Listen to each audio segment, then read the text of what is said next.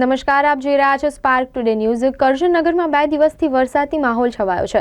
નગરમાં સામાન્ય વરસાદમાં ગુરુકૃપા સોસાયટી 2ના રસ્તા ઉપર પાણી થયું છે। સોસાયટી વિસ્તારના લોકો ઘૂંટણસમા પાણીમાંથી જવા મજબૂર બન્યા છે। આ સાથે જ નગરપાલિકાની પ્રી મોન્સૂન કામગીરીના પોલ ખુલ્લી પડી ગઈ છે। જૂના બજાર વિસ્તારમાં આવેલ વિદ્યાનગર ગુરુકૃપા સોસાયટી તરફના 4 રસ્તા ઉપર ઘૂંટણસમા પાણી ભરાયા છે, જેથી સામાન્ય વરસાદમાં આ હાલ હોય તો મેઘો મન મૂકીને વરસે તો શું પરિસ્થિતિ થાય એ સવાલ નાગરિકો કરી રહ્યા છે। વર્ષોથી આ સમસ્યા છે। આ પાણીનો નિકાલ થતો નથી। આ બાજુથી પાણીની આવક આ બાજુથી આવે છે, આ બાજુ, અને આ બાજુ આ ખાડા છે, આજુબાજુ આ ખાડા છે, આ વચ્ચે આ સોસાયટી છે। પાણીનો નિકાલ આ બાજુથી જે આ પાણી આવે છે એ બધું પાણી આમ જતું હતું। હવે એ પાણી જે જતું હતું એની જગ્યાએ આ ટાંકી, અંડરગ્રાઉન્ડ ટાંકી અહીંયા બનાવી દીધી છે। સોમનાથ પાર્કની ટાંકી છે આ। હવે આ ગુરુકૃપા સોસાયટી લાગે છે, આખી જગ્યા જ અલગ છે। બીજું કે રેસિડન્ટ એરિયા છે, રેસિડન્ટ એરિયાની અંદર આ ટાંકી બની છે।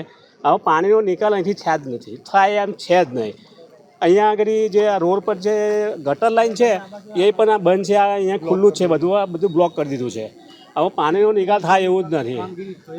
હરેક વર્ષે અમે રજૂઆતો કરીએ છીએ અને કોર્પોરેટરો પણ અહીંથી જ જાય છે, આવે છે, કોર્પોરેટરને ખબર છે। અને પ્રમુખ અત્યાર સુધી આ 30 વર્ષથી આ જ વોર્ડના પ્રમુખો બને છે। આ જ વોર્ડના પ્રમુખો 30 વર્ષથી બને છે અને બધાને ખબર છે, પણ છતાંય કોઈ કરતો નથી। એવું લાગે છે કે જાતિ ભેદભાવ ઊભો કરતા એવું લાગે છે। પ્રી મોન્સૂનની કામગીરી કેવી લાગી તમને નગરપાલિકા? અને આ જે ખાલી દેખાડો જ કર્યું, કામગીરી કેવી લાગી તમને? એકદમ નિષ્ફળ જતું છે, કશું જ કર્યું નથી।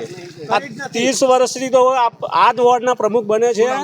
મારું નામ ભીખાભાઈ એન પરમાર। આ સામાન્ય વરસાદ પડ્યો અને આટલો બધો પ્રોબ્લેમ થયો તો જો 24 કલાક ધોધમાર વરસાદ પડે તો અમારી પરિસ્થિતિ કેવી થાય? અમારા છોકરાઓથી ના બહાર જવાય કે ના અંદર, બેય સાઈડ એવું છે।